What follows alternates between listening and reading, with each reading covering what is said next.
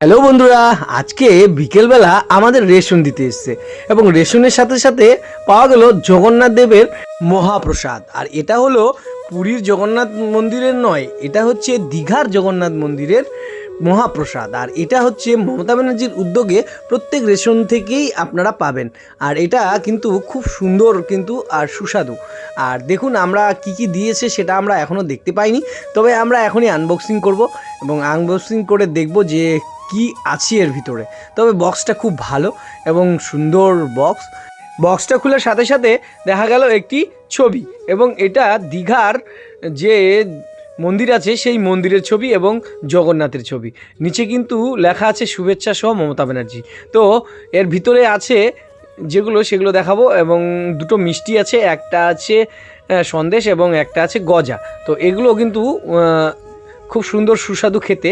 আর দেখুন সবাই কিন্তু হাতে হাতে প্যাকেট পাচ্ছে এবং সবাই খুব খুশি। আর আমাদের এখানে রেশনগুলো কিন্তু দেওয়া হচ্ছে। আর দেখুন কত সুন্দর ছবিটা তুলেছে।